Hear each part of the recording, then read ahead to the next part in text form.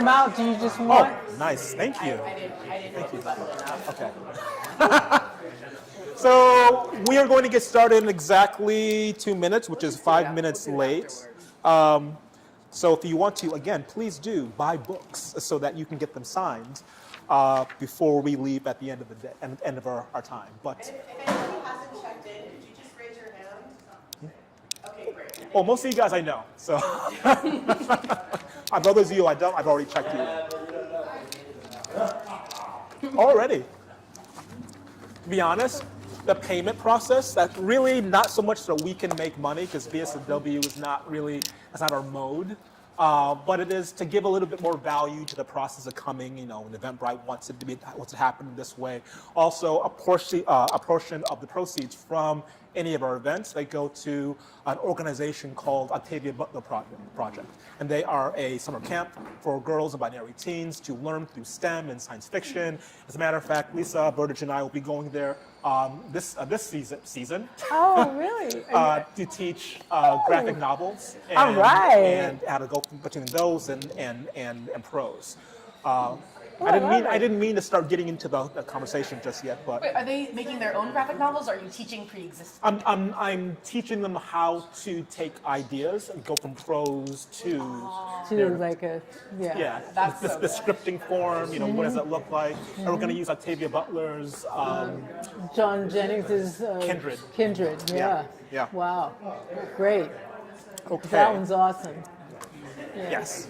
And the whole process of how we got to the final product of what that is, it was long and convoluted. The originals are really interesting, with nothing like what they started with.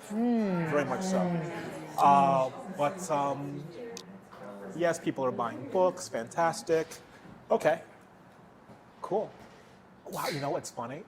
I have to clap my hands, or I have to hold these up my people are hand. well trained. It's amazing. It was They're the mixed like- grade. You got all the wildness out. Yeah. And so now they're just like, we're here. We're ready. Ready. Yeah. Yeah, we're Sit good. quietly. We did Y'all all better be good screaming. too for us. Yeah. So every once in a while, sometimes I'm on a panel at a convention and I'm kind of worried about the crowd because the other panelists or the moderator doesn't know what they're doing, and everyone has their hand up to make a statement rather than a question, but that's not going to happen here.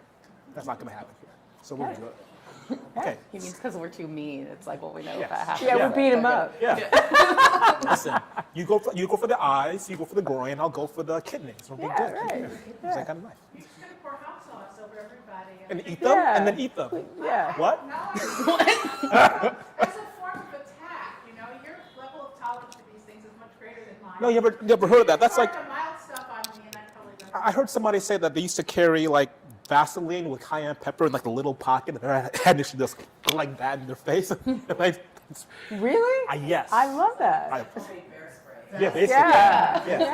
Yeah. But Pepper or cayenne pepper to Vaseline container? I feel like the second one probably makes more sense, but they said no. Like the little little pocket. You have it on your yeah. finger. Yeah. Nuts. I would immediately then wipe my My face. face. Yeah, right. like, Or, yeah, it's do hot. that. Oh, yeah. And then I made strawberry habanero lemonade and thought of you. Yes, I had it before. Remember? You brought it to my house. Right, I know that. Okay. Okay. When I was like, I'll take the leftovers, you and your beautiful wife said, please don't. Yeah. Okay, so for those of you who have not been to a WDS event, which is We Demand Stories, this is brought to you by another acronym, BSFW, which is Brooklyn Speculative Fiction, and then there's the writer's part. I assume many of you are either fans or soon-to-be fans or want to be writers, or you're just cool. You walked in and you found yourself in the right spot. So now that you're here, you cannot leave. So I have a couple housekeeping things to talk about first, and we're going to get into the process. What we're going to do, we have a time limit, kind of, sort of. It really has more to do with your stamina for us to be talking and shit. But you know, the more books you buy, the more you get. That's the whole process. What I'm saying is buy some books. Is what I'm saying.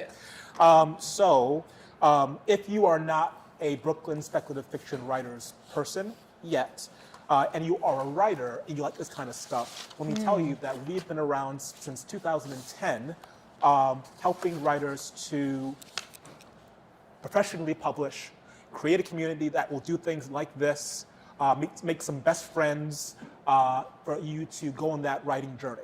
There are people who have been with us forever, whose names that you know. Maybe you know Fenderson Jelly Clark. He is a BSW member, got lost going to my house in Forest Hills, where they recycle the numbers, 71st Street, 71st Avenue, 71st Place.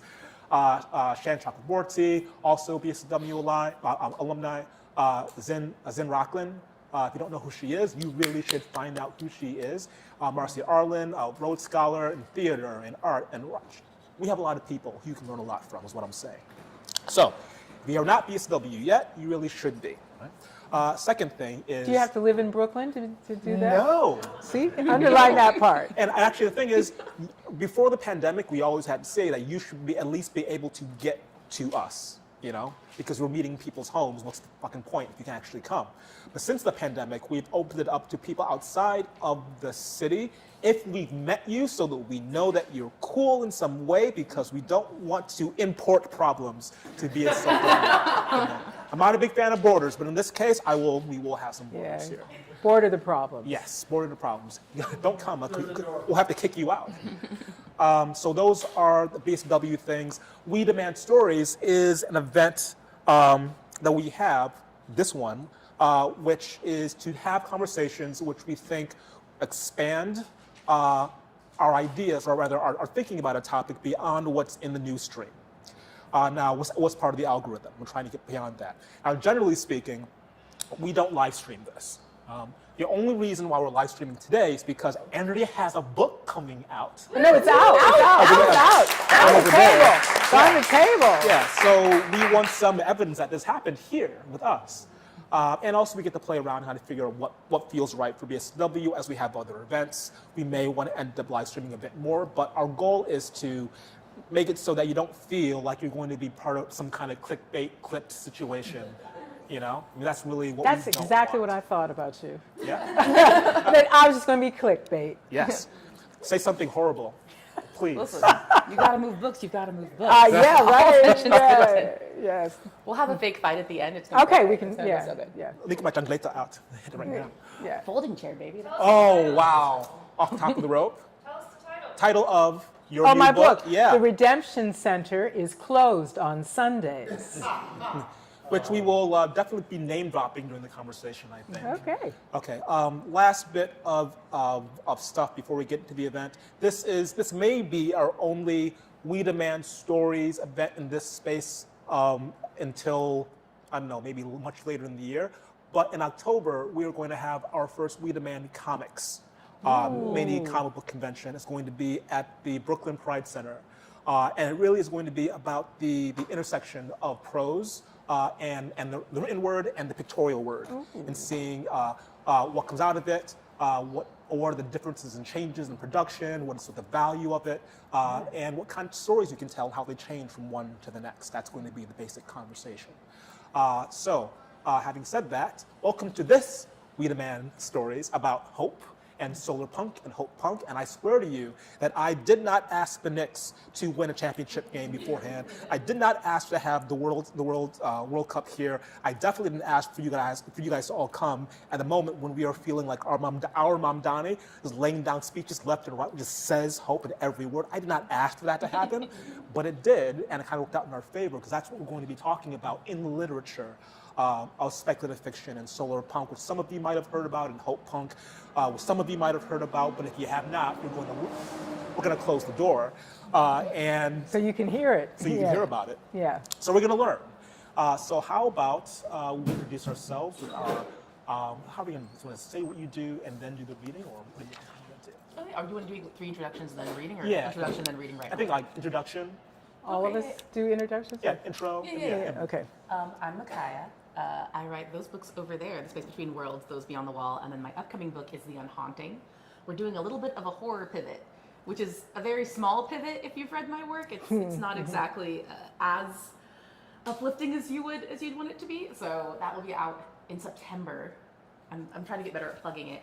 But yeah, in my academic work, I study kind of race, technology, and death. And in my books, you can kind of see that there's a lot of the history where I study kind of revolutions and those kinds of movements and how they work throughout history. So that, I think, comes through. And I think that that's the core part for me, is the kind of hope that sparks the possibility that leads to revolution.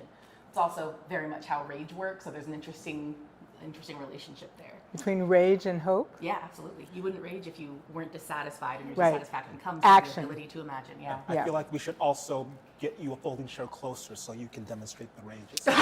Yeah. Right. Okay, well, I'm Andrea Hairston. I'm an Afrofuturist in league with Indigenous Futurists. I write speculative fiction in the carnival tradition, literary speculative fiction. And I say literary because I love words. Take every opportunity to write a good sentence. That's what I always told my students, right? So I had to tell myself that when I was writing. I say in the carnival tradition because I'm from the theater. And that means bring all the communities together. Bring all the ideas in. Break every boundaries and find something that is an alternative to what you thought yesterday. Turn the world upside down, inside out, and right side right. Okay? So for me, hope is about having an alternative. It's not about optimism. It's knowing that the way it is isn't the way it has to be. And that is hopeful. So just the fact of alternatives is hopeful.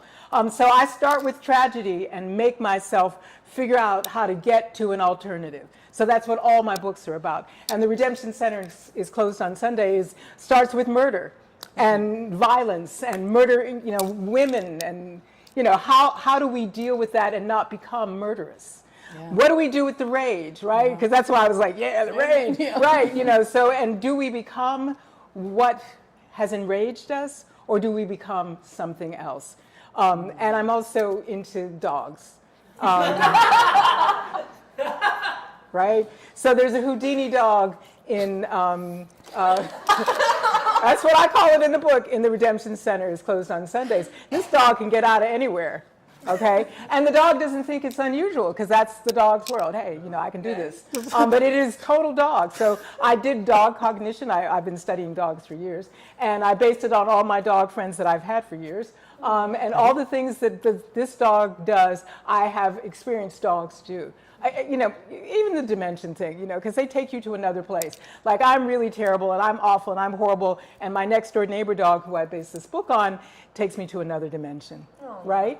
Yep. So I'm a theater person. So to me, that dimension is where I go in my imagination, in the theater of my mind. So that's what I do, because that is the alternative, the hope. And I got hooked into Hopepunk because I was already doing it, and someone said, "Oh, you're a Hopepunk. Oh, you're this." And I'm like, okay. Same thing with Afrofuturism, because I started writing in the 70s. And someone is here who saw my plays, who saw my Einstein plays in the 70s. Okay, yes, that blows me away. Woo! So I've been writing this stuff for a long time, and then I think it was in the 90s that someone else decided to call it Afrofuturism. But I'd already been doing it for 20-some years. Right. So that's why I'm here, because these are some beautiful people, and I was like, wow, I'd like to talk with them.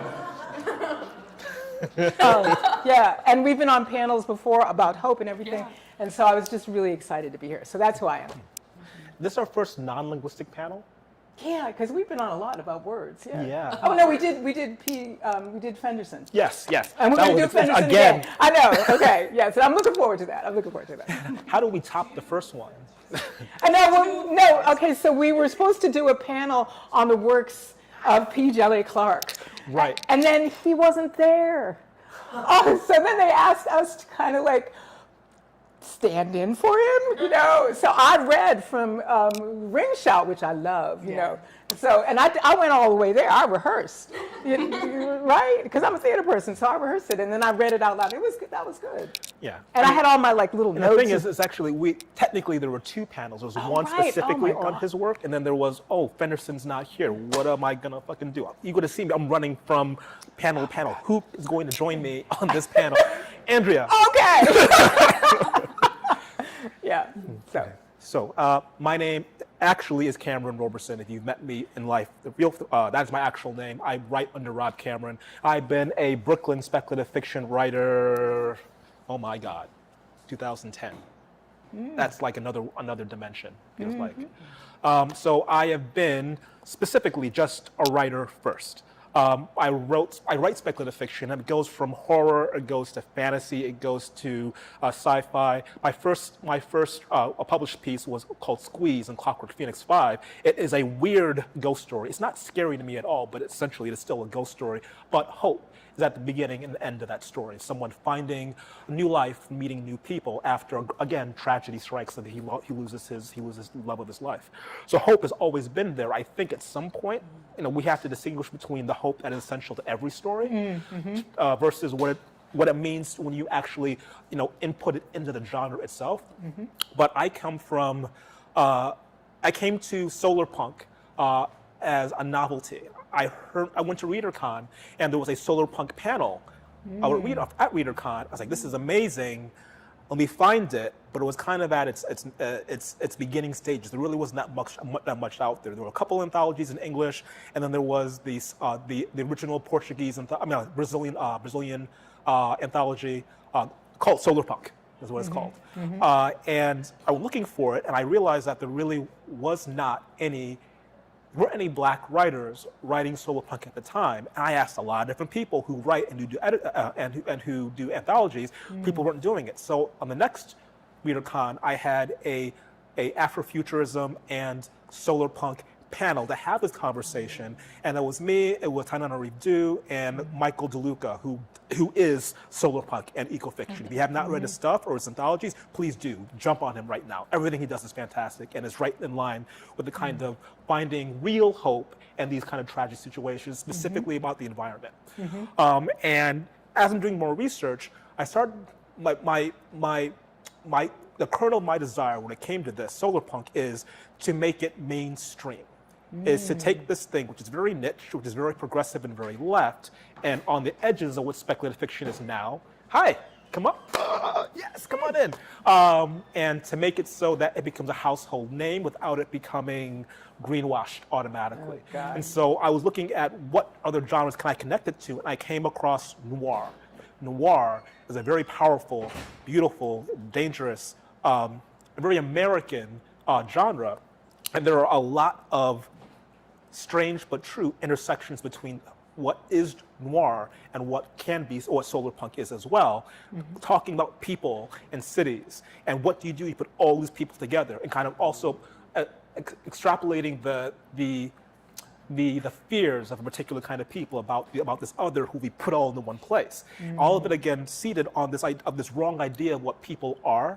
And what Solarpunk does is it takes another look at what people are at their core and says, okay, let me start with this, that we're not essentially good or evil, but we can be so good if we create the right environment, and the right environment can be the city, that we can make it. So I've been on a quest to do Solarpunk noir. And so all of my essays, and with the exception of the Afrofuturism one, Afrofuturism and Solarpunk, I've been writing essays in Apex, the Solarpunk magazine, about Solarpunk. And I have my two pieces are coming out. So I'm going to read from an excerpt from Ice Like Honey, which is coming out in MIT Press next year, and in Lightspeed in October of this year. And then I have another piece of fiction coming out what's the title? It's called Shaping the Future from Darkness, which is coming out in an anthology again next year by Jamal Hodge, specifically about New York City. So this is kind of where my focus is on making it real and true, but also speaking to kind of the dystopia that we kind of been built into our system, our life. Okay. So that's us. So I think, again, people not know what Solarpunk or Hopepunk is. So our connection, I think, is going to be starting with what we have, our work, and then have conversations around those stories, what they are, and then connect it to the actual, a generalized definition. You have a question? I do want a definition. You kept using the phrase "I've not heard it." Fantastic. Okay, so. For those of us who don't say that. So what I'll say then before we get into our pieces is we each just give like one short idea of phrase what we think Solarpunk is, and we'll go on to it. The spelling is S-O or S-O-U? S-O. Thank you. Though that'd be a great anthology. Yeah. Solarpunk. Solarpunk. That's something. Ask Milton. Get Milton. I'm gonna tell Milton. He'll put it out there. But let's start with you. Yeah. So it's actually a great question, even for people who know, because it is a very porous definition. An example that I was pulling from is somebody, like in the chat, you're not supposed to search yourself, but you do see yourself on social media. Somebody said, Micaiah Johnson can't be Solarpunk in her books, bad things happen. Oh, And that is not the definition of Solarpunk. I think Yes. that's closer to a version Right. of coziness. Yeah. So Solarpunk is in the kind of competition with the dystopia where there's a technological future, Right. but some problems have been solved. Like there are some things, like so Becky Yeah. Chambers is kind of one that Right. people grab a lot, where there are some things that are hopeful that have been solved with technology, and then conflict doesn't just come from a world that's hopeless and we're just watching it go. It's in fact coming from other interactions and other power structures that are then making these conflicts, as opposed to just, well, this is it, the world is over, and this is just kind of Right. a sorrowful kind of dystopia. And in my books, it's a utopia next to a dystopia, and so that's how I go. There are places where if you are wealthy enough and white enough, God, you will right. think you're in a utopia, and then if you are outside of the border, much like in our own world, you are then in the dystopia. Yeah, so for me, Solarpunk is Harriet Tubman saying, I'm going to get on a railroad and go to freedom. And it's an underground railroad, but there is no underground railroad, and she ain't never been to freedom. So for me, it's like we're in, the dragon's mouth, and we figure out a way to get to somewhere where there was no way to before. So that's what I'm doing. So all of my books are that, which is why I say I get drawn into Solarpunk, because I'm not necessarily thinking about doing what you were saying, but I am thinking about the way out of no way, right? And that for me is, that we have the technology, and that can be story technology, that can be, language technology, imagination technology, and AI technology to get ourselves, to imagine the world that we want and then to make it happen. We are a rehearsal of the possible, right? And the impossible. So what someone says is impossible yesterday, we can do it tomorrow. So for me, that's like Kim Stanley Robinson and the Ministry for the Future, which is really about here, it's total dystopia, and let's just start the work and use all of our technologies and all of our resources from all these different, places, and invent the world we want and need.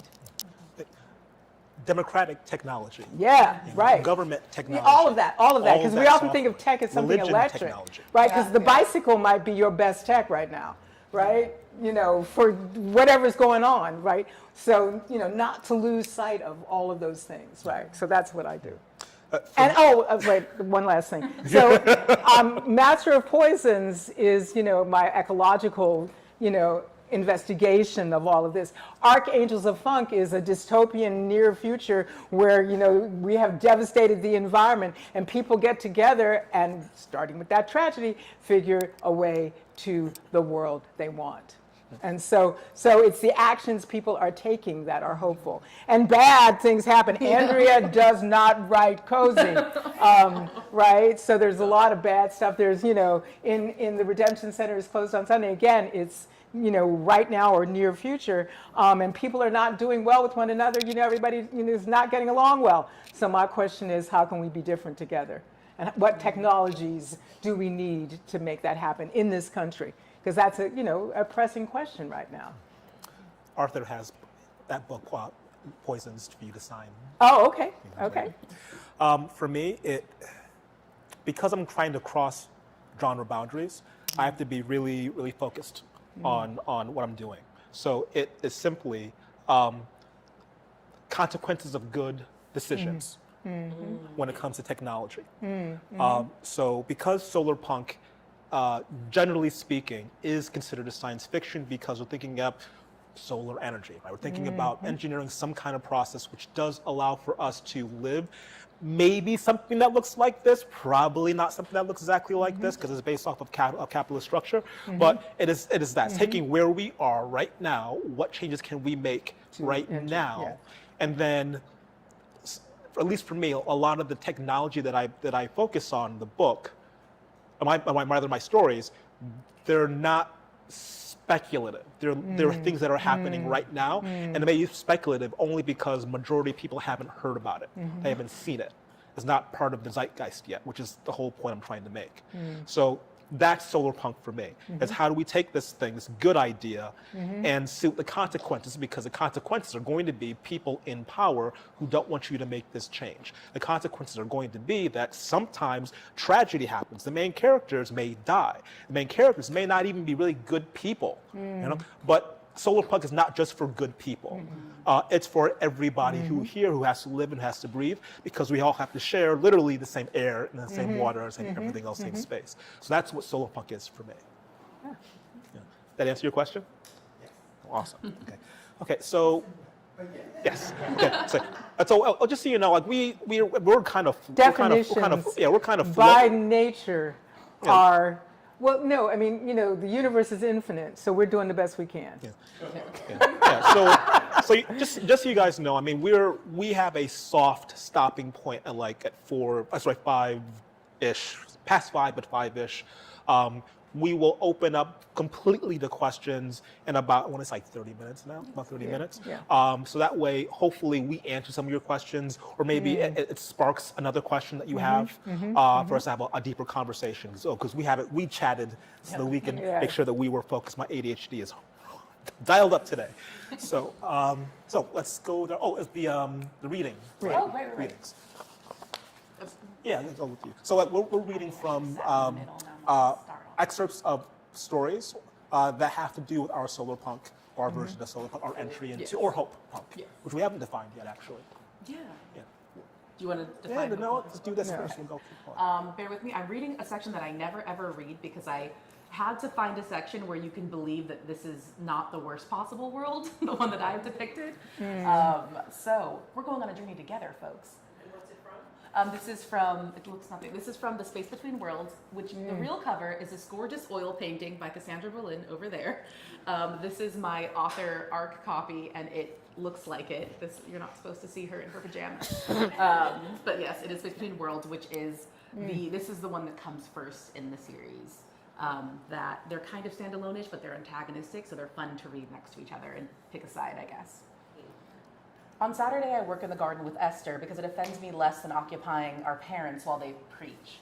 The ground at Ashtown grows like it's half salt, leftover corruption from the same factories that used to pump soot into the air, giving the town its name. So the garden is an abandoned airplane hangar on the edge of my parents' land. Esther and I water and check the plants for salt rot, which is a parasite carried in on the bodies of flies. It's the only thing that lives in the sludge far to the south that used to be a lake. The environment got too toxic for anything else, but salt rot survived. It survived by jumping from reeds to ground to plants to trees, leaving petrified white behind as it leached the nutrients out of its hosts. On Earth 312, the factories we chased out of here are still pumping, and there are no human inhabitants beyond the workers who don't leave the airtight facility. In that world, salt rot continued to evolve after the trees and the flies were all dead. In that world, it can infect the skin of a human and spread slowly but inevitably until a few years passed and all that's left is a glistening white corpse. They used to call it salt rot too, but now over there they call it Lot's wife, and they treat it like it's a curse instead of just a virus. I have the tiniest leaf of it in one of my sealed bags in the collection on my wall, and even though Eldridge's specimen bags are guaranteed to contain it, having Lot's wife in my home is the closest I get to feeling true danger anymore. I think about that danger as I watch my gloveless stepsister frown at a white leaf before tearing it off and tossing it into the incinerator with her bare hands. On 312, where they did not check the corporations, this whole building would be burned and Esther would be exiled into the wastelands for daring contact with it. So that's just a little world. Wow. Okay, so I'm going to do a few pieces. Well, I'm going to do one piece from Archangels of Funk, which is closer to Solarpunk than any of my books. But it's probably close to a whole bunch of other genres too. But it's definitely close to Solarpunk. And in it, there is a Cinnamon Jones, who's in her 50s, wheeling towards 60, is trying to put on a festival with all the people who are living at the Dead Mall. And they're all living at the Dead Mall, right, because the world has been devastated by floods and wars, the water wars. And Cinnamon has a farm, and she bikes every day from her farm to the Dead Mall. If any of you live in Western Mass, you will know exactly where I'm going. So she bikes, and there's a group called the Wheel Wizards, and they're based on the pedal people, who during COVID biked all over the valley and brought things. So they were my inspiration. That's what I said, a bike can be your tech. And so she delivers food and all that, and she also organizes a festival.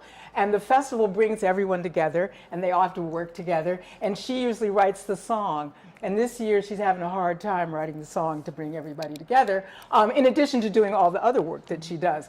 But I'll give you the song that she writes. My own son, dark days, just a flash, love beyond the run. I ain't waiting for some freedom to come. I'm gonna be my own sun and rise. I'm gonna be my own rain and drink. I'm gonna be my own poem and think. Dark days, oh, we know that. Truth under the gun. Well, I ain't waiting for justice to be done. I'm gonna be my own light and shine. I'm gonna win my own fight. Surprise. I'm gonna be my own sun and rise. I say, dark days, oh, we got that. I'm gonna be my own sun and rise. So she does that in the middle of the book. I want to go get some popcorn. How dare you, actually? Okay. Should have saved you for last. Thanks. Oh, no, okay, so and in this book, of course, since I'm a theater person, there's always somebody trying to do a festival, because festival drama is really important for communities. So there's always, if you read one of my books, you're going to be them. Where's the festival? Where's the festival? Oh, there's the festival. So in this one, there's some cosmic clowns. That's all I'll say, and they do some stuff. And this, well, no, I'll do their poem last. So there's a community bar that everybody goes to, and one of the characters goes regularly, and she's a cleaning lady, and she can't sing, and she's kind of, frumpy and everything, and she's in love with this, like rich woman over there, but she goes to this community thing, and they say, come up with a line, and then after she comes up with a line, the rest of the community comes up with lines, and then she comes up with another line. So she starts off this whole community song, and this is the song that she starts. So the first two lines are hers, and then the other lines are other people's lines. Draw me a map that sets us free. Tell me a story I could be. Sing me a song that breaks the curse. Plant a garden to save the earth. Write a formula for good sense. Build us a bridge over that fence. Ask me to lose, match, bomb, and fuse. Ask me to find what'll change my mind. Conjure a spell to feel the sky. Weave me a way that leads to why. Holler the truth before we break. Dream the next move we need to take. Tell me a story I could be. Draw me a map that sets us free. Yeah, so that's from Redemption Center. And then the Cosmic Clowns. Okay, so their thing is, there are no bounds to dreams. Imagine freedom, and it is yours. And so this is what they say to that. Who is that woman rising up? Dance live, she says, but if you trip and stumble, then sing live. And if your voice cracks, let your heart keep time. And if your heart gives out with your last breath, leave your story behind. And if you are forgotten, come to us in dreams and visions. Shake us from these death-like trances. Haunt us, hound us like demons until we cannot forget that some slow, shuffling death is not the dance that is life. Yep.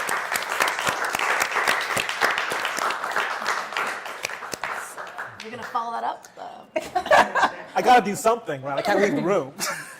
Okay, so I'm going to read from the novelette that's coming out called Ice Like Honey. A little bit of background first. This was part of Dartmouth College's speculative fiction project, where they matched a speculative fiction author with a researcher. And I happened to be working with a glaciologist. And she would go places and she would map out the ice melt and what they think is going to happen. She would do models for them as well. And we get to sit down with them, read their research, and they were helping to edit what we took of the research into our story. But our story is all our own. So Ice Like Honey is about 3 gang members from Brooklyn. One is they call themselves, this is not their actual names, Samuel, Iwu, and Tangerine. And this story is told in the second person. So you are Tangerine in the story. And of the 3 characters, Iwu, she is the boss. Samuel was the genius and the visionary.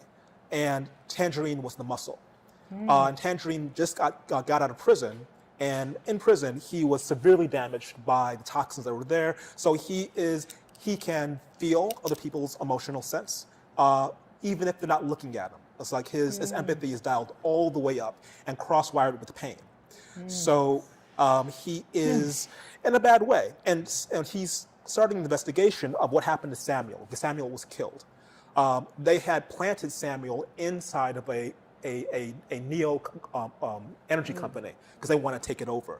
But something happened. Somebody figured out something, and he's dead. And he's trying to figure out what happened to him, not for justice, but for revenge. So he's right now having a conversation. This part I'm going to read, a very short piece, where he's talking to Iwu, and they're arguing. And then Iwu decides to quote the beginning of one of Samuel's first poems. And this is the poem. I got to sit up now. Yeah. Okay. Yeah. With or without the tide, we rise, says Iwu, quoting Samuel, one of his earlier poems from when we were children, huddling inches from the rising water. Unbidden, the next line spills from your mouth. But that don't mean we sleep deprived, straight up hallucinating, got that good dream, Lazarus Kush, so we don't die. Middle finger to the moon, says Iwu. Drunk on salt water like wine, you answer. We be the kings of Drexia. You finish the canticle, because with or without the sun, we rise deep. And for those of you who don't know, Drexia is the name of a mythical city that was part of the music scene in Detroit around 1960? Yeah. Yeah. Late 60s, early 70s. Yeah, so this is where techno comes from. Yeah. And so that album is called Drexia. Drexia, yeah. And so there's a bunch of so the whole story novelette is organized by pieces off that album. Oh, cool.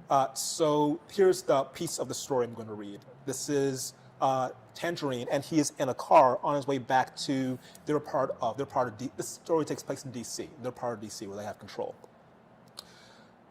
The V display of the Industrial Fusion Luxury Navy Yards matches its crowdsourced demographic data.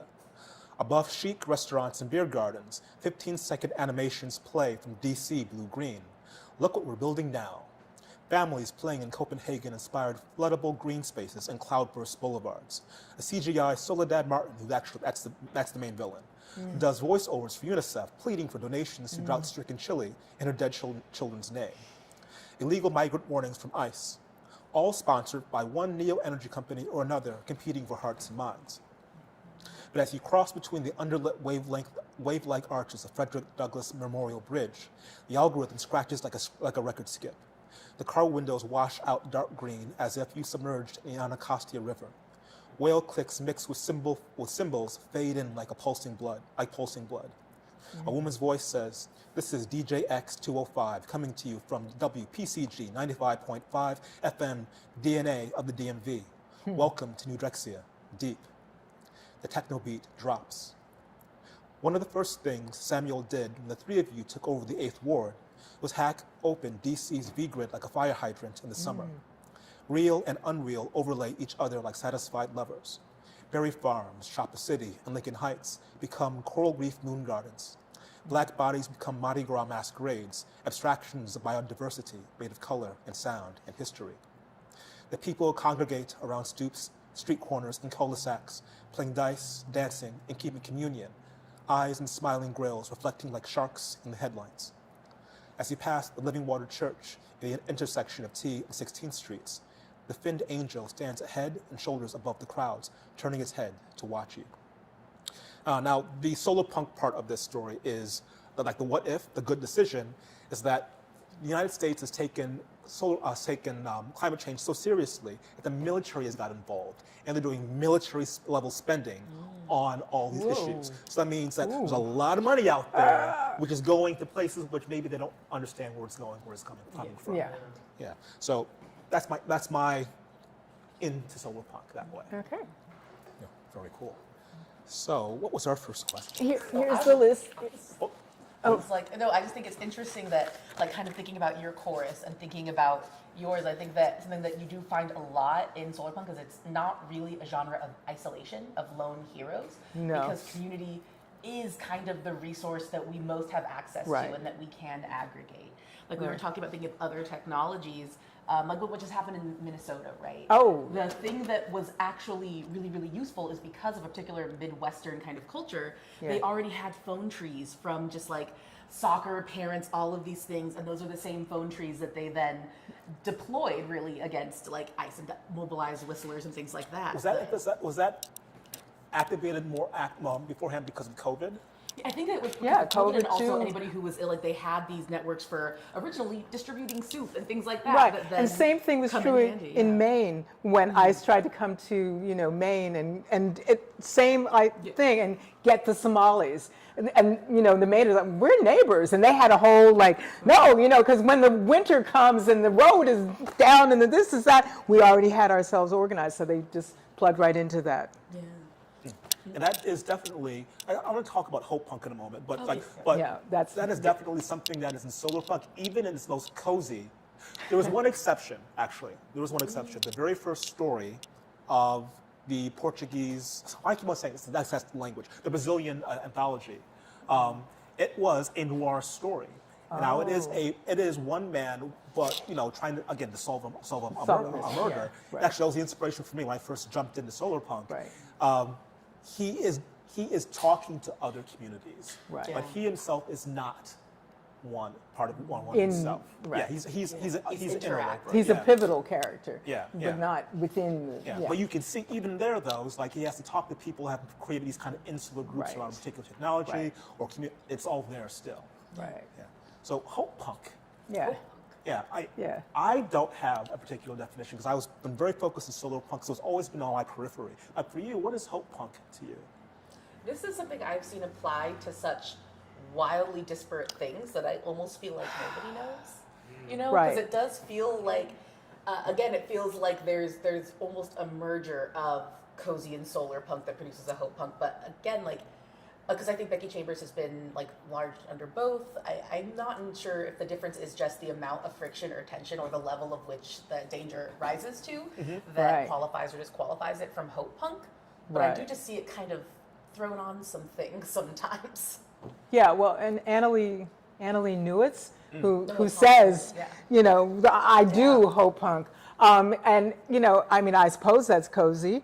I don't write cozy, although people have called me Hopepunk. I think it has to do with that, I do romance and, detective and a bunch of other things. So I'm not quite like Kim Stanley Robinson, who's Solarpunk, right? Who's Well, the funny thing is, he does not call I himself know, Solarpunk. I know. I do know. I don't really call myself any of these things. I'm writing speculative literary fiction in the carnival tradition, right? That's what I do, but that can fit into things. But the idea is he has what ifs, and then he translates technology to get us to those what ifs. So that fits into your definition, really well. But he also does Hopepunk, right? Because, he insists that you take action, and it doesn't mean it all works out. It doesn't all work out. Well, I guess that's my question. It's not toxic hope. You must be hopeful no matter. It's not that. And he does not ignore, or I don't ignore, or you don't ignore, the desperate and the despair or the horror of, what people are trying to solve. Would then the hope part be the call to action? Yeah, for me, hope is an action. Because that's that is the opposite of cozy.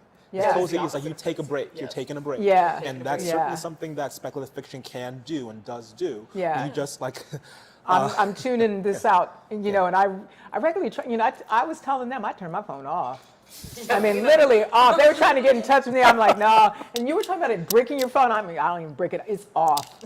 It's over there. And, I do my life. And then I go, oh, you should check your phone. How long have you haven't been, oh, God, there could be a whole lot of stuff on there. And then I go, no, I'm not doing it yet. In fact, all my friends know this about me because they're trying to get me. And Andrea's like, I am out. And that to me is cozy. And then I get back to my phone and I find out and I try to participate. But to me, it's, for me, hope is, I can say no, right? Mm-hmm. That's really important. Like, I can say no. No, I am not doing what what story you want to tell. Like, I will not, just give up all of myself to the thing in my pocket that's like a slot machine. I think that's a line in one of my books. Like, why do I have a slot machine in my pocket? I know that slot machines are not good for me. I do know this, so I don't. I can say no. And people go, well, what if, I say, I lived a whole long time, like until 2016, I didn't have a smartphone, right? And all the time before, here I am still, and that was most of my life. And I'm not saying it was great or better, but one can survive. I can say no. So.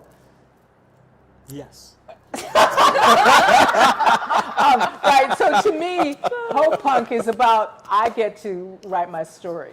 Yeah. Which is not the same thing as everything is going to be okay. But also, it does not necessarily have to have an eco agenda or agenda as well. No. And that does tend to be, it's almost more subversive because Solarpunk is like, we're telling you what we're going to do. Right, yeah. And so I almost see like, if someone says that they're writing in Hopepunk, I want to see what that is. Because now we define the traditions as they're being made by the people who are making them, right. who do claim it. Like with right. noir, people who are writing noir, they didn't say that we're writing noir until after it became neo-noir, and now we have the genre conventions for it. But for Hopepunk, what time is it? We've broken new ground on Hopepunk like in the last 5 minutes. So if you're writing in it, I feel like it has to be something that's aligning to this thing, which is, I want to say, opposite cozy. Cozy is even coming up, but it's like where you get to escape. There's no escape. You are in it. Mm-hmm. Right. Well, and again, I do theater, like comic relief, right? You can have like intensity, and then you have a little moment of escape, and then you're back to the intensity. So I like, intermittent escape, right? Because I think that's, and also intermittent escape gives you a chance to like refresh. And then you're back on to what you have to do. Yeah. So, and plus it's entertaining. Like, like I grew up like studying Bertolt Brecht. And he was like, we got to have a party while we have the revolution, right? And I was like, I'm down with that. Yeah, so I felt an affinity to that. That the notion that we have to be dour while we're struggling, like who wants to join that revolution, right? So I'm going to dress in my party clothes and get my dance on and, sing my songs and change the world. Yeah. Everybody nod and clap, move with me, and it's going to be a different rhythm now, So the stakes are still there. Totally. Yeah. So. Oh no! You have it in front I of gave you. it to you. Well, I have my glasses on. You're not even doing what sorry. you're supposed to be doing. That's ridiculous. I need to get some new. Because I can't see that. That's too far. Yeah, for me. I'd have to bring it up like here. Okay. So I'm going to the list. Malleable definitions. What elements feel essential? Yeah. Then we talked about what elements feel essential to you. I think that was in kind of our Solarpunk definition. Yeah. I think so. Yeah. Here's the next one. How have you included elements of the genre in your work? Did we do that? Kind of, sort of. We're introducing our readings. Yeah. Want to go a little further? Yeah. I should have sat in the middle because you never have to go first when you're in the middle. See how smart? I know. And I You put a legit said twinkle in no. your eye, and I just knew this was a test, and I failed it. But yeah, so for me, I think what keeps it in the kind of Solarpunk is one, if you are writing a far future world and you're not thinking about climate things, you might go into fantasy unless you have like, oh, here's how we solve the problem. If you're writing like a far future Earth and you just never address what happened with plastic, so what happened with the sea, like all of these things, the suspension of disbelief goes into the realm of the fantasy, right? And so for me, as soon as I was writing in the future, automatically we were going to have to discuss like, what did we figure out? Like, how are these things functioning in my world? They've really figured out how to do kind of plastic capture, and so they do have this like way of recycling way of Recycle, like yeah. capturing and taking out. But there's also an atmosphere, an artificial atmosphere. But of course, again, and this is where I think a lot of friction comes from, and I think this is why I love how you said that this is us kind of figuring it out. Like this is in the same way that economists have game theory where they're working out different models. I feel like we're working out different models of responses, right, on the individual level. And so for me, it's like, yes, if we did have this atmosphere, we did have this city that really is protected, that city is going to have walls, and right outside of the Who's city gonna are live going to out be the there? people who built it, Yeah. and right outside of the city are going to be people whose like misery maintains and pays for it. You know, much like now, utopia is very often at the cost of somebody else's dystopia. And kind of like when you said that there's no technology that doesn't exist somewhere. For me, there's no dystopian offense that's happening in my books that is not currently happening somewhere. Either it's just that our lens is at the heart of empire, so we can't see it as clearly, or our lens is at a certain income level, so we can't see it as clearly. Everything that seems very far-fetched and dystopic in my book comes from somebody's contemporary existence. So for me, the solar becomes very important, the economy becomes very important, or the ecology becomes very important because I'm dealing with the future. And I feel like if you don't have a conversation either, and then something happened and everybody's fine, and you're dealing with Earth, then you're in kind of a touchier suspension of disbelief.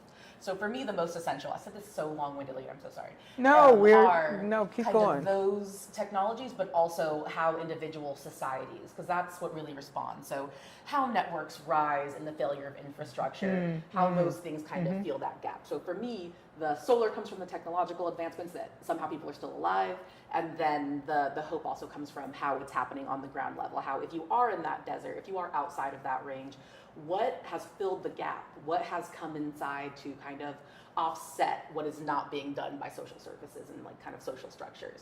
So for me, those are, I think, the two big ones is kind of that network, that community that picks up the fallen, and then the technology that gets to be enjoyed by the upper class. You know, Right. You had me really thinking just now. You start talking about the systems that are in place. And one of the things that kind of blew my mind as I started doing research for Solarpunk and Noir is that you guys know the movie Chinatown. Yep. Yeah. So the whole premise, that's gonna be a spoiler for your whole movie, is like the bad guys, the villains, people in position of power trying to steal water, right, from the community. That is Solarpunk-ish. It's eco-fiction almost, but with just the wrong outcome, right? Which is tragedy all the way through, all the way down. You know, and the directors of that piece, decided that Faye Dunaway would not get away.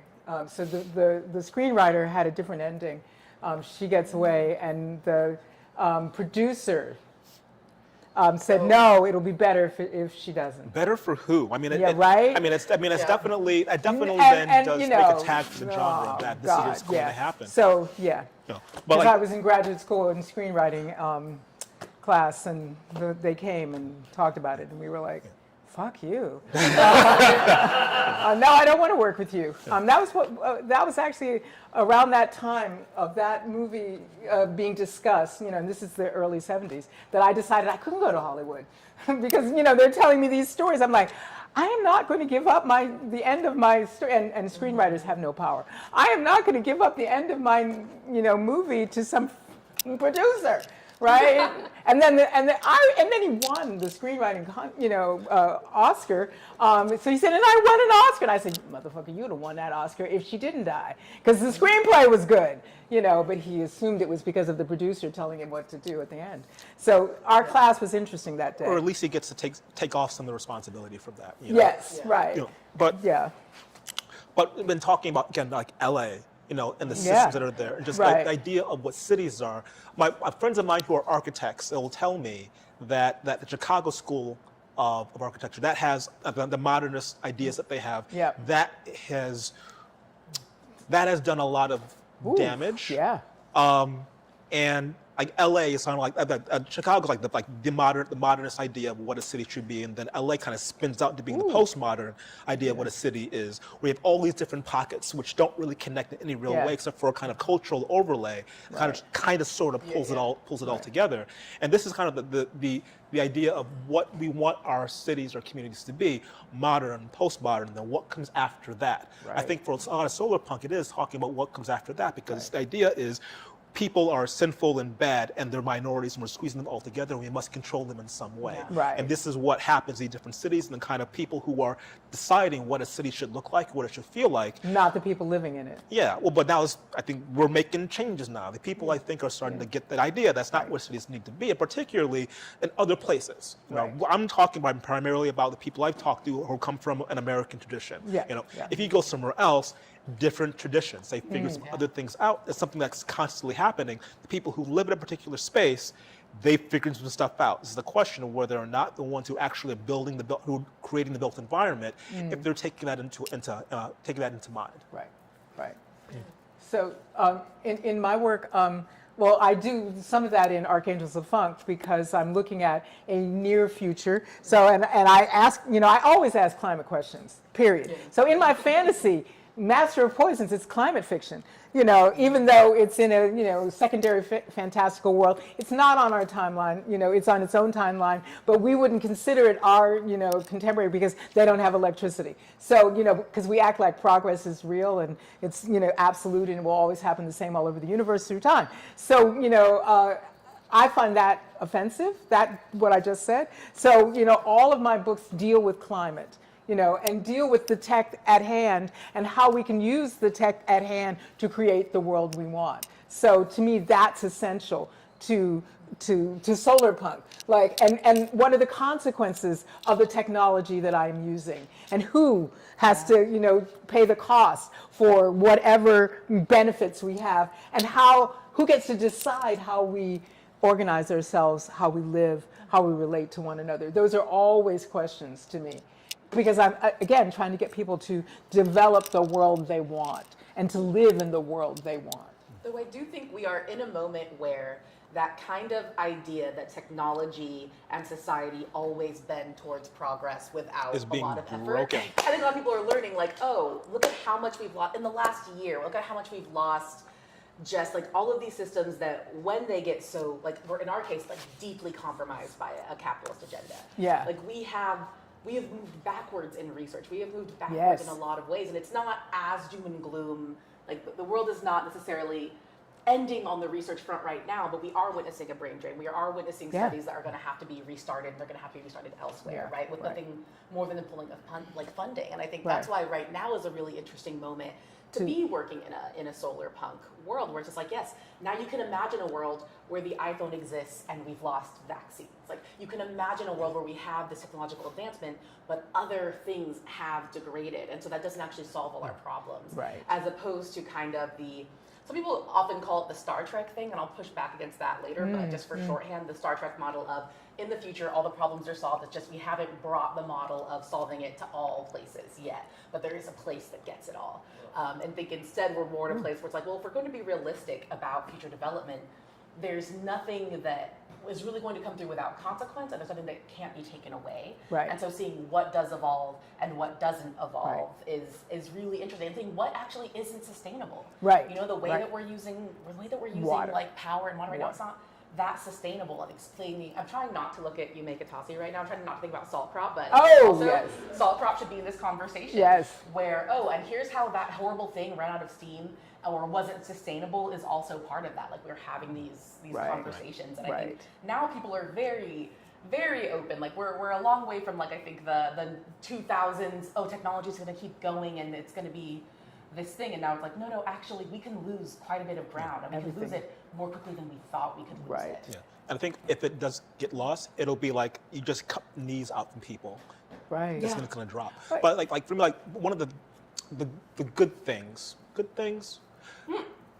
I'll say that one of the things that it helps to keep in mind is that for storytelling or about these conversations we're having, it is no longer where the United States is leading, is the center. Yeah. These things are happening regardless. Yeah. Right. We may not be the ones who have our hand on the wheel nearly as much, and that I think is part of the fear and the fear of rejection. I was just thinking that was a good thing. But you mean because I think both like, yeah, right. Because and then goes up when for example, when people start talking about China policy, a lot of it is, they're inevitable. We got to do something. We got to do something. As a matter of fact, we already did Yellow Peril. Why are we doing it again? But then, I mean, come on. But then one of the things that Donald Trump is, I'll say his name. That'll be the last time I say it. Okay. Has sort of pushed back against solar energy is because he doesn't feel like we could ever catch up to them and control it the way that they are doing it over there. And so he is seated ground saying, well, all in for coal, even though he knows nothing about what's actually happening. And the point being, and even though right now, actually solar power has surpassed coal in terms of how much, production and new stuff. The rhetoric of the American people, so that he's pushing back on coal because middle America. But he's like, Coal. yeah. So and nobody want to go back in the coal mine, but but he hasn't got that memo. Yeah. So I mean, so the technology is there. We start talking about technology again. It's that social technology, the social media technology, all of it, integrated large systems, which are hard to see as one person. But you take a step back, we start playing with stories around the systems that then exposes the systems for people to have a conversation around. Right. But speaking of technologies, our next question kind of goes in a different direction. Technology versus magic versus... Oh. Oh, is it me? Not quite the There. Awesome. Okay.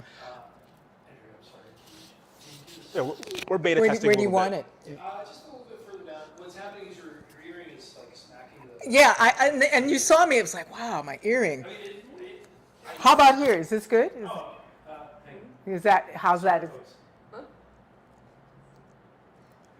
I say something. I realize. Yeah. Okay, good. Live broadcasting. Hello, here we are. Yes. Yes. Okay, we're good. Awesome. Okay. Awesome. Okay. I warned him I was loud when I put this on, so I should have moved it down. Yeah. It's off the jump. Okay. Technology versus magic versus spirituality.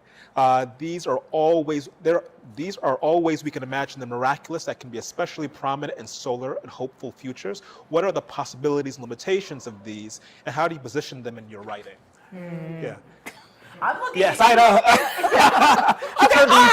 know. She turned to you first to catch you. So, I'm thinking about your titles alone. The Redemption Center is closed on Sundays. There is Archangels of. I do science, religion, magic, and art, right? Because those, the cosmological aspect of humanity interests me, and the representations of those are science, religion, magic, and art. And so I've been doing that since the 70s.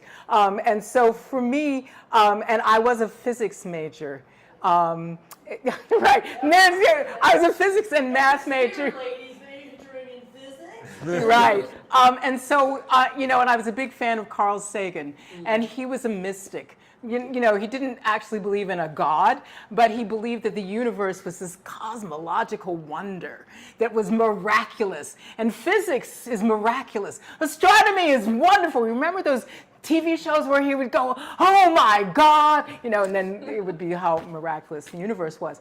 And so my grandfather was a Baptist minister, and he did the same thing, really. And then he would levitate and literally and run across the backs of the pews and get to the pulpit and then hold forth, and I would be like, oh my God. And I didn't believe in God. I believed in him. He was amazing, and I knew he was in touch with something. And it seemed to be the same thing that Carl Sagan was in touch with. And it seemed to be the same thing that, magicians and artists and physicists. So to me, there is, this thing that gets, it's a question of the geography being labeled. But my grandfather always said, there are many ways to God. And since I was an atheist, and you're on one of those ways, and and that was like, oh my God, okay, I get it. So what he was saying was like the electron, you can't know where it is if you know how fast it's going. This was a contradiction that I had to work with. I had to do that work to understand that he was telling his story on the universe with the tools that he had that made sense to him. And he would allow me to do the same. But we came together in our appreciation of the miraculous. So all my books are filled with science, religion, magic, and art, depending on the character, right? Because each of them gets to wherever they need to go through their way, but they don't have to be the same as mine. They don't have to be what I believe, and to nurture and to feel connected to the community and to offer something to the future. So, then I realized, oh, I can do this. This is what I can do in all my work. So, I may not agree because, I can represent my grandfather. He was a great human being. And he walked with Jesus, and I don't. And I'm glad he did. And I believed in him walking with Jesus, and I walk with who I walk with. At least for me, it has to do with who are the people that you want to include Right. into this future. Right. And I wrote an essay on religiosity and solarpunk and climate fiction, and it was basically saying that if we're talking about all people, then in the solarpunk future, you must have these other people who do believe these other things, do believe in God or gods, etc., because they are there. Right. Period. And I do recall like the response from that essay was basically, but I don't want religion in my solarpunk, which is something I completely understand. Yeah. I 100% understand, because the danger of a theocratic tradition, we've seen the danger. Right. We see it now. Right. But also the problem is this is what I'm seeing. So my family's from my wife's family's from West Africa, and what you'll see is that West Africa is rejecting Western experience, Western dogma, Western theories, Western ideas, because it came from them. So even the good ideas are being rejected because it came from them and it was pushed on them. So in Burkina Faso, which is going through its own kind of slow revolution, in good ways, but also bad ways. So they're making it more difficult for LGBTQ people to exist there. Right. At the same time, they are taking back the means of production back for the From country. colonialism. So you make this divide, and then we say, oh, well, what are the things that we like which end up on the wrong side of this divide? We want people who are spiritual leaders to believe in the things that we want to as well. And that becomes part of their network. And it's happened here in the United States. There are many places you can go where the preacher, they will have a climate forward position. But that took some time. That was not initially part of the circuitry for the religion. Someone had to make a choice to say, this is going to be, I'm going to speak on this from the pulpit. I'm going to make this part of my belief system and interact as a person in a position of power to then also have this conversation with the people who are in my church or in my religion, who come to me for help, whether it is, for family issues, I need to repent, or whatever it is. They see me as a position of authority, emotional authority, moral authority, religious authority, the gateway to God. So these people need to be, some of them, not all of them, need to be part of the conversation, at the very least part of the story. Right. My grandfather did liberation theology, so, he was like sending us to the March on Washington, my mother and I, like, yes, go. And we went, and I was 11, so he was totally, and he was ecumenical. So he was always inviting different viewpoints into the church. So, that to me is the model, and then they would argue. It would be great. It was wonderful, and argue without beating each other up, and then go and have chicken in the basement at the end. No, really, and laugh and talk, and then we would go to their Which is huge. That's huge. Yeah, right. So that to me is the model, and then you would see even people change their minds. That was always amazing. Like, oh my God, they changed their mind. Oh, so. Which never happens on social media. Oh gosh. Every once in a while, but no. But I think sometimes that's what people don't want to deal with. Like there's this, like if you're writing, I think if you're writing a fantasy that's set in the medieval England, because so many of them are, yeah. and you have a single religious hegemony where everybody kind of takes part in the same faith-based work, like that goes on and like kind of nobody bats an eye.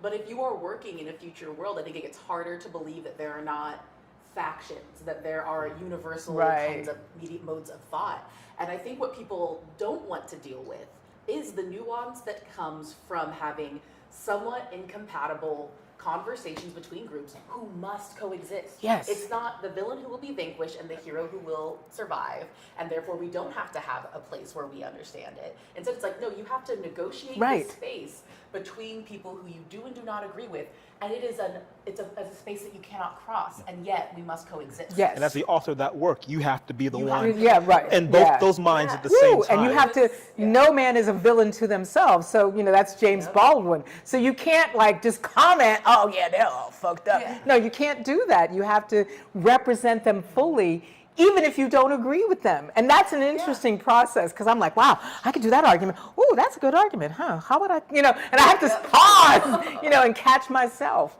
while I'm arguing with them. Yeah, but that's also, I think, the project of our time when we talk about Yeah. what we're trying to work through. It's not just a climate crisis.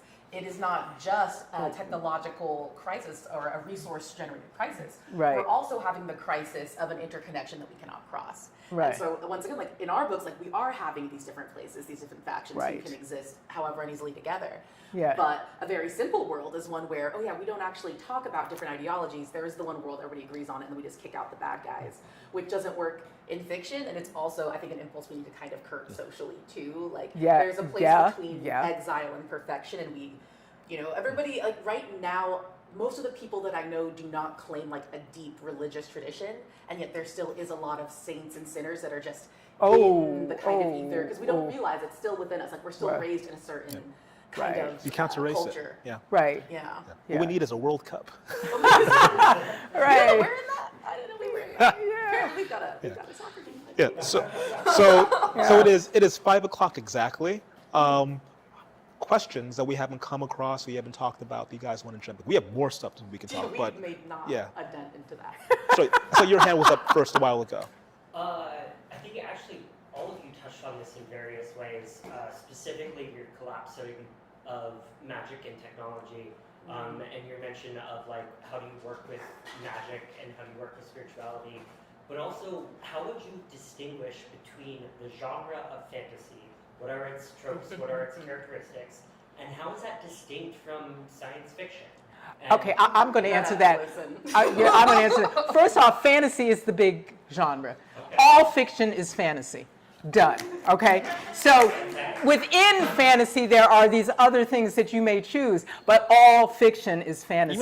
Even some nonfiction. Nonfiction, any story is, in the realm of fantasy, because I use my imagination, I collect the details, I send it to you, and I can pretend that you could go outside and see this story outside, and we will then call that realism. Realism is full of all the conventions of what we take for granted as real. Like, for instance, this table, it is solid. This table ain't solid. There's more space in the table than there is matter. And theoretically, I could do that and put my hand through it, right? But that wouldn't be realistic. That would be, that would be relativistic, or that would be physics, right? So, but the thing is, we act like fantasy is a subgenre of fiction, and that's not the case.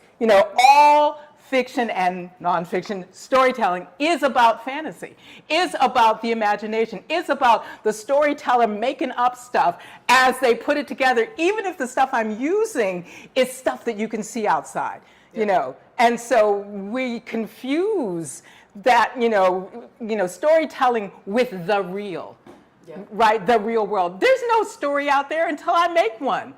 I collect everything, you can see I'm mad about this. I collect everything together to make fiction. Science fiction, or hard science fiction if we really want to use, because people say Star Trek is science fiction. Faster than light travel?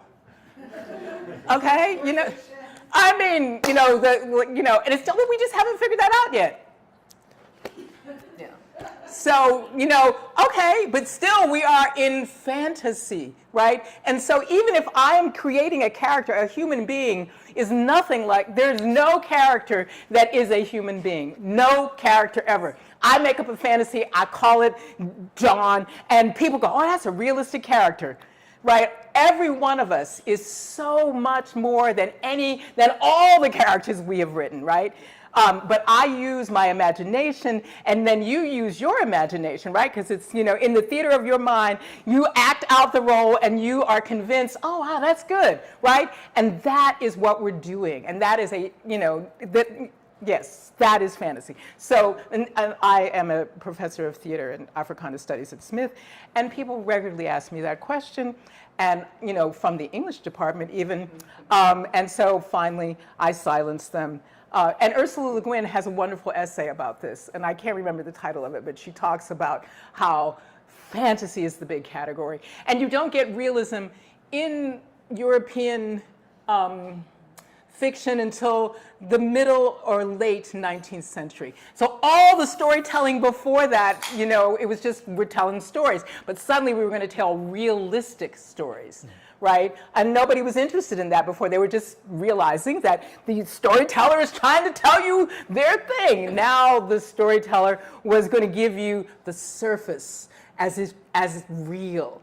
And the surface is no more real, like I said, about that table. It's mostly space. That is actual, right? But that's not how we perceive it. So if I try to persuade you that that table is mostly space, and that, you know, if an atom is, you know, like you had a little, the proton at the, you know, of hydrogen in the middle of a, you know, like a football stadium, the electron would be all the way out of the park. Okay? Carl Sagan image.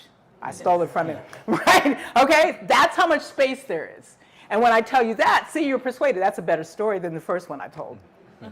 But if you are in world, in your story building, one of the things that helps me is to think of magic as engineering. Because Right. you're using it to solve a Right. particular problem. Right. And anything that you want to separate from science, I mean, that again, that's a choice, that is a cultural decision to say whether or not you want them to make a distinction between the two. Yeah. The hierarchies of higher learning, certainly they can seem like a religious sect, where you learn this particular craft, or even the craftsmen themselves, you know, but again, like wherever the cultures are, they would have had a different way of getting to that knowledge and then holding on to that knowledge. That is also a story choice. If you want it to be science, then the question then is, what is then taboo for me?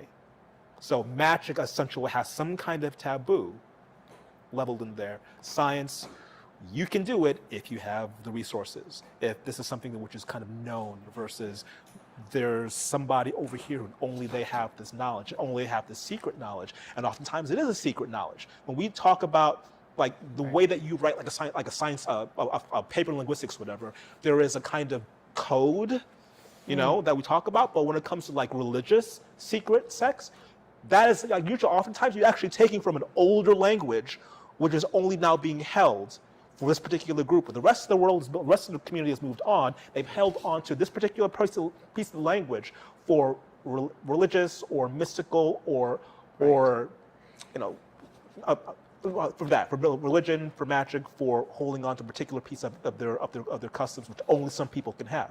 That is also kind of magical tradition, but they're trying to solve they're still trying to solve a problem with that magic. Right. Well, and my only problem with that is that indigenous knowledge is often called magic until some scientist says, oh, you know, acupuncture really does map the meridians on the body, there was an article about this recently in the New York Times. And now we know that acupuncture works, which we already knew, but we couldn't figure out the mechanism. And now that we figured out the mechanism, we decide that indigenous wisdom, oh my God, they figured out how to navigate the whole planet using their songs in the sky and all this stuff. And then it becomes science once someone else decides that the engineering that is arcane that you learned like this is science. And the thing about science is, you know, you have to test it, right?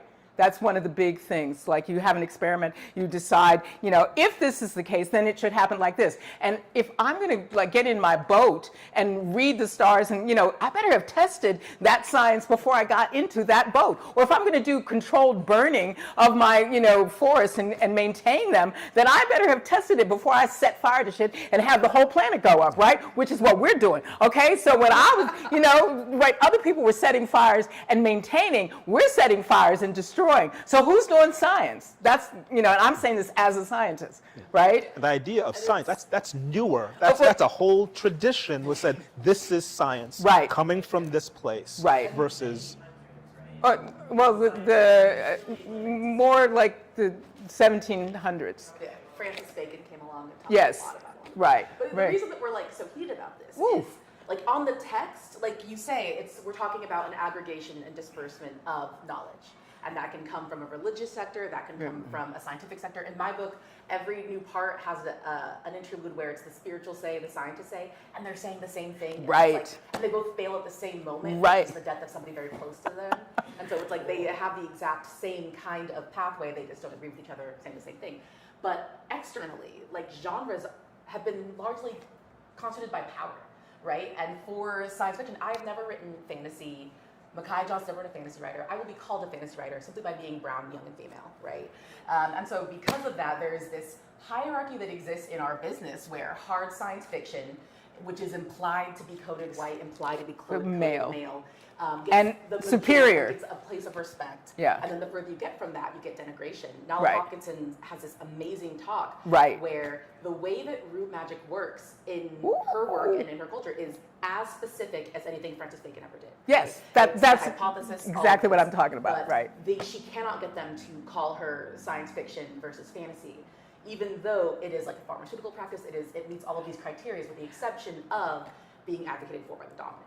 And so there does become this very like third rail line around Right. genre. Right. As historically, I will say more so where it's like, yes, if you are doing serious science fiction, you're doing hard science fiction. yeah. And the kind of science it recognizes the kind of science that, denied other people their humanity, but let's Right. not look at that. And so Right. it does become this very fraught conversation of, well, where are you? Because we know, like, we've been in signing lines where something comes up, it's like, well, is it hard sci-fi? Oh, God. And that the question is like, is it Captain Kirk? Is it like a white guy doing a thing? And that's really the question that they want. They're afraid of that. Even though they were doing faster than light Yeah. travel. Even though they were doing faster than light And travel. How dare they? I love just faster wanna than sit light behind travel. you in a signing line, actually. And just, Right. it's like, this one's going to ask her about Robert Heinlein, I can tell. You should go ahead and advance and say, hey, you should ask her about. I'll see the question in your line. And then like, watch the ask her- watch the Ask her smile. if she's not doing hard sci-fi. I'll be over there. Yeah, right? I've had too many people ask me that question, you can tell, already. But I think if it was to connect to Solarpunk, I think it will be breaking that boundary. Yeah, yeah, exactly.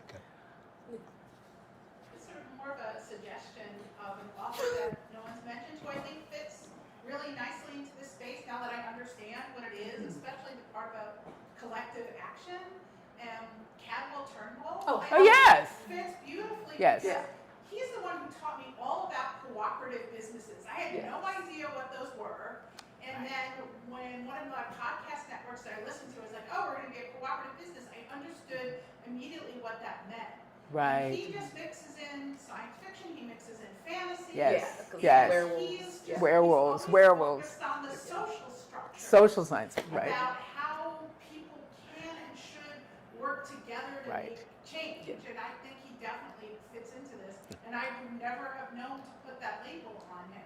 Right. And this has kind of taught me that I think this is where he sits. Well, and there's also this huge myth in our culture that there is no alternative to capitalism. There is no alternative. The Tina myth, and that capitalism is the height of any economic, situation, and that is where we progress to. And then now that we've reached it, there is nowhere to go. There is no alternative. I think Margaret Thatcher said those. There is no alternative part of that, but many others agree, and so there's resistance is futile in the face of capitalism, and the magic hand of the market, right? It's Magic. is absolute.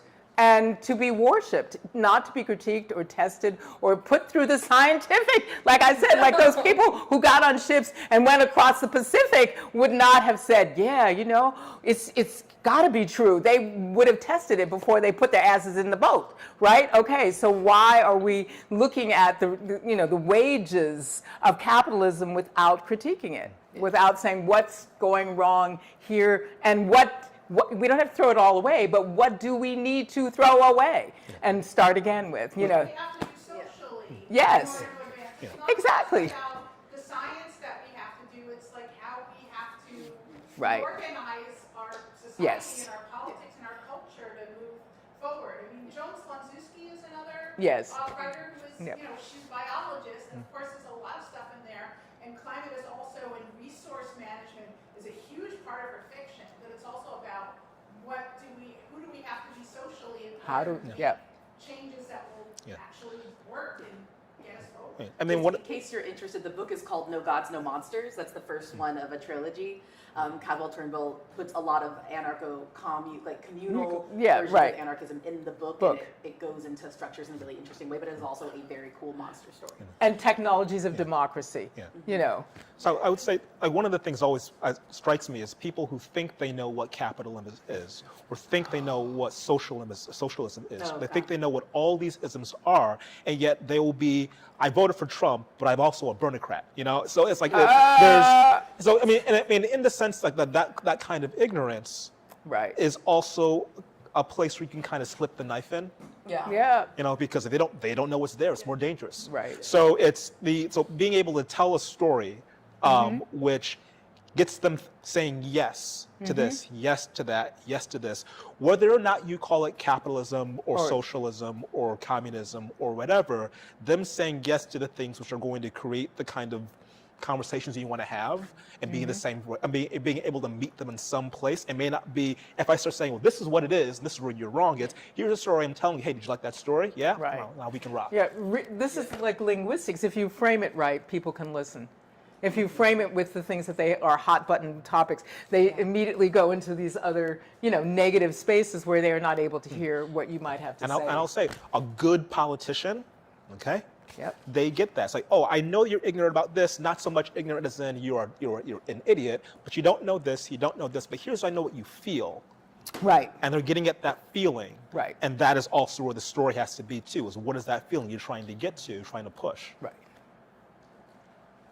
I want to say something as a plug here because of I've known Andrea more than 55 years here, and the element of the carnival and the Archangels of Funk is a book everybody should read, but even more so than that, because you're all great writers and you're doing really important stuff, bringing it to life by sharing it in this kind of a way. It is the theater.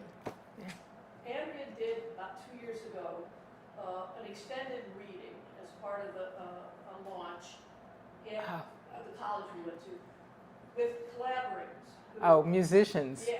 Oh, amazing. yeah. And she's an actress, and she's a dancer, and she's a musician, and bringing what was embedded in the work that she had written as words on paper, bringing that into a forum where the collective sharing was so immediate, and it really worked against, there are a lot of real bounds of insularity in the kind of college we went to. Smith College. Yeah. Everybody had expected lines, outperforming everybody, oh yes.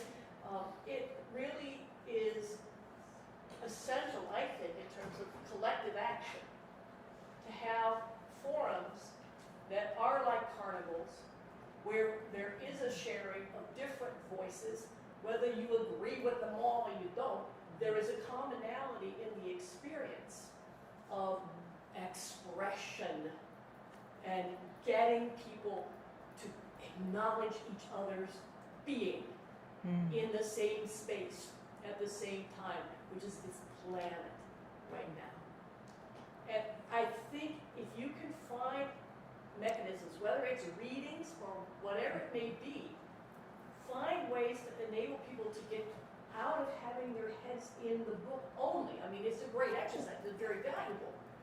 But getting people where they can be literally invigorated. I mean, this conversation has probably been one of the most exciting things that's happened to me in the last 5 years. For real. That's not a joke. I work at Columbia University, so maybe that's Shots fired. It is a way of discovering there's a person that probably wouldn't agree with me on 95% of what I believe. And They're here because they care about the life of the mind and the destiny of this planet. Yeah. I commend you for doing this so much. I commend you for your own work, but I also want to see this live in a bigger scale. Well, aren't you all going to do something with also, I think, like the comics thing? Yeah. I was gonna say, I'm gonna add a little plug to add on to that. When we do two things, one thing that Cam did say is that some of the proceeds from this event and other events, the We Demand Stories events, go to the Octavian Project, which is in part a project where we help young women and learn how to be speculative fiction writers. And we also do create events where they can hear their words out loud. Yes. It's also very important to us. So I just wanted to sort of say that. So that. And how can people get involved in that? Is there a way that any of us could participate in that? Absolutely. I mean, Cam is really the master of all knowledge of this. So I'll defer to him in a second, and he can tell you how you can either donate or spread the word. And Yeah. after we're done talking, I'm going to ask if people are interested in being part of some social media things, maybe take some pictures. That'll spread the word for one thing. But then the second thing that I wanted to say is that for the We Demand Comics event that we're doing in October, there will be something called the Comics Carousel, which is where we will actually get up and present the comics. And it's a really beautiful way to share that experience. And it's very magical. It's something that a comic artist named Bob Sikoriak has sort of started, and he's going to be part of this event. Wow. And Okay. he does it all over the world, literally. And he's going to be at this event. And whoever the comic artists who are going to be there, including myself, will be sharing our comics out loud, and it's really a beautiful thing. Okay. And so that whole thing about Carnival really struck us in my heart. And I'm excited that we're going to be able to be presenting that. So if you're not following us on social media, please do, because we'll be letting people know about this event. And Yeah. and then, I don't know, Cam, you talk about Octavia. What's happened to this tape? So two things. So first, the majority of the people that are here who are writers, speculative fiction, generally speaking, we are the neurodivergent of the general populace, and so we are on the edges. At the same time, we're the ones who are also creating the materials around which pop culture is formed. So the goal, at least for me, is to get this in not just conversations, but in other forms of media. So there are now Solarpunk video games. They were talking about Solarpunk plays in theaters, and again, Hopepunk, which is again I feel like it's more secret. You don't call it that. Some people call it that, but not many people call it that. It's kind of this postmodernism kind of thing. We're bringing people together. That idea, I think, is starting to find its way into books and stories and media and TV, and how do we come back together? This is the conversation. So wherever you see that, whether it's from us, shout it out, show it, hashtag it, Hopepunk it, Solarpunk it, let people know that this is the kind of future we're trying to build, trying to get into, because most people are just going about their day. When you get a story, when do you get time to read? Maybe you don't. Maybe you see it on TV. Maybe it's in 15 seconds on TikTok. This is the story that maybe then seeds other conversations, because like you're right. I love writing novels and short stories, but I know that a lot of people aren't going to read my novels and short stories, period. So we want to create community and culture. We are culture creators. As far as this video, it's going to get a little bit of editing and make sure that it sounds right? But we're going to put it out there because I also want people to know about Andrea's books and also Micaiah's And about books. your books, yeah, right? Yeah. So, but the video is, as I said before, is experimental. We haven't done this before. Yeah. Time for another question, or are we? Yeah, I mean, I feel like, does anyone need to leave? Okay. Okay, so just like last question, and then we'll sort of wrap it up. I guess it's a good one. What's your favorite aspects of Solarpunk, or Solarpunk and Hopepunk and all that kind of? What's your favorite aspect of things? As a reader or a writer? Wow. Okay, well, I can say, because, I reread their books, right? Because, there aren't a lot of books I can reread. So what I really loved about rereading the books is because I had a memory like of the book, and I thought, oh, okay. And then I sat down and I forgot whatever it was that I thought the book was about, and I found all of these other things because I was back at the beginning, and I'd gone all the way to the end. And so I was back at the beginning at the very first moments of what I know is coming, and it was still full because of the how each moment of daydreamer or of the space between worlds, not those behind the wall. I didn't get to I read get it that. wrong all the time. Yes, right. The space. That's why I looked over there to make sure, because I know the covers. So that I saw how they were engineering my hope, and that was delightful, right? And so I felt like I was in the hands of really great writers, and they were like taking me there. So and that's what I like about rereading or something. And I can't, like, I start something, I can't reread it, whatever. Oh, I thought that was good. Oh my God. Whereas what I find, what I found with these books in particular, so you can go and buy them, is that, they were so rich that I could fill up again. And that's true. I've read Kim Stanley Robinson a few times, and it's the Ministry for the Future. I highly recommend it, but it is it's an investment and a commitment. But just keep going. That's what I'll say, because once you keep going, the richness fills you, right? Because these are like stories about community that are bumpy, and it's not like, I don't know, I haven't read your short stories, so I confess. They might be, like more thriller-like. So they're not thrillers, but they are thrilling. The way you're describing reading Kim Stanley Robinson is how it was for me reading Tolkien. I was like, why? Why do I have to learn about every fucking blade of grass? Right. Do I have to be high? I have to be high like the hobbits to get through this. But you get into a certain mode, yes, and you learn. And by the time you're in the middle, you've trained up, and you're all there, and you're committed, right? Because he can lose you at the first 200 pages, and there's still 400 more, right? Like Tolkien, But once you're, like I'm totally into. Every time I read Tolkien, I go, wow, that started there, So I'm totally into it now. Yeah. I guess my favorite part is the unexpected. I think that because, comparing it to something like, I don't know, The Road by Cormac McCarthy, like there's a lot of foreclosed possibilities there. Like it's either going to end really bad or really, really, really bad, and you're just going to I did not finish. Well, spoiler alert. but that when you are actively trying to incorporate hope or these things in, then other possibilities present themselves in those beyond the wall. It is an apartheid, right? That's the title. I still call it Those Outside the Wall. That's what I called it for a while. And they were like, that sounds too political. We're going to call it Those Beyond the Wall. And I'm like, whatever you say.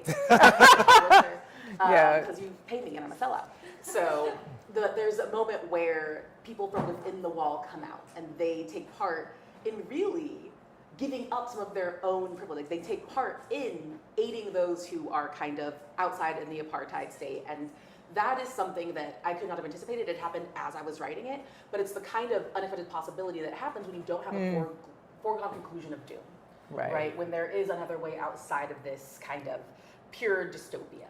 Right. And so the ability for a genre to surprise, because I think that there is always a certain dystopian gleam there, but the ability that there are possible solutions, that there is surprise, because you haven't foreclosed the possibility of hope in the same way that somebody might if say they are Cormac McCarthy or someone else, right? Right, but you're also I keep kicking him. So right, yeah, right. But you're not also saying that you're going to give us a cozy ending. No. Right, and I think that's important because people confuse hope with cozy. And I'll say that there are some initial Solarpunk stories which are definitely cozy. Okay, I don't know those. Yeah, and they're there. They're there. They do their own thing. Right. But at least for me, that your question was actually twofold. So as far as reading it, so a lot of it is really experimental, and it has me thinking about stories in ways that I didn't even think about. Actually, there's one story in Glass and Gardens, which is another anthology, which really made me think about my parenting. It's like, oh my God, I had not thought about the way that these parents have dealt with a child who was not doing what they needed to do and actually almost got people hurt, it changed the way that I look at my own children. As far as writing it, unfortunately, Solarpunk is not popular yet. So my mission is to make it sexy. My mission is to put it squarely, right there You said in the on the book, like mainstream. And that's like piggybacking into genres which people already know, and then using what's there as a mirror. So that's my joy out of it. It's my own personal experiment and my own mission. Wow, we'd like that. We want more people reading it. Yeah. That's the whole point. Don't keep it to ourselves. Right. Yeah. So. Speaking of reading, two things. One thing, I just want to introduce Tom from PT Knitwear, who is our bookseller of the day. Yay! Thank you. Talking a little bit about artistic culture, and I just want to remind people that buying from local bookstores is really important. And Tom's going to tell us a little bit about PT Knitwear, which I'm sorry, I'm a bastard. I didn't even say it right. I didn't sleep last night. She came from Alaska, y'all, to be here. Yeah, I know. Okay. Wow. Okay. The nomenclature always catches everyone off guard. PNT Knitwear, we think that we're in the business of selling yarns or selling jeans or sweaters, but we are absolutely pleased, delighted, and honored to be included a part of this noteworthy conversation in this wonderful panel today. We're located on 180 Orchard Street in Manhattan, New York. We have, I've partnered with Cameron before for multiple events. We have events 4 or 5 nights out of the week. We have a free podcast studio. We have beer and wine in our cafe. Wow. So we're readily available to appear at venues such as this to facilitate book sales. We're a news institution, relatively. We just turned 4 this past May. Yay! Right now, literacy, we're showing, and we're trying to advertise as best as we can that literacy is not dead, that there's an interest in independent bookstores, and that people are trying to cultivate and share ideas such as these. So once again, please come visit us. We're on the Lower East Side, 180 Orchard Street in Manhattan. And if you don't come to our physical space, we are more than welcome to come and sell elsewhere. So thank you. Oh, okay. You know what's great? What's great also is buying their books right now while you're in the room. Fantastic idea. The second thing that I wanted, Cam, if you could just explain a little bit about the Activia project, because we didn't answer that question. I thought we did. So I don't think we actually said, what is it? How Okay. do people get involved? So, thank you. So Octavia Project, I think it's a summer camp for girls, non-binary teens who want to learn, or their parents want them to learn, through STEM and through science fiction. So they'll have workshops over the summer on interactive comics, I'm not sure. I've been they do. It changes every year. Yeah, there's a middle school group and a high school group. And then the way that we're connected is BSW has a mentorship called Constellations, where any of the people who are alumni or previous alumni of Octavia Project, if they are more serious about experimenting and trying to figure out if they want to be a writer or not, then they get one-on-one mentorship with the BSW author for 3 months. And we see some really good stories came out of that. Amazing work. Oh. And that's where we're going to start to try to bring those stories to life. Either having professional actors read them different ways. So. Yeah. So keep in touch with us, please. Find us online at bsfwriters.com, and we're on Facebooks and the Blue Skies. And we have a Twitter account, but don't fucking go there. Oh. I mean, so you I can. got rid of my Twitter account. Yeah. It was hard, actually. I mean, not emotionally. It was just, hard to get the fucker off my devices. Oh. Well, other than that, thank you very much, everyone. Thank you you. for our Thank guests you. for coming. If you want to hang out, we're going to hang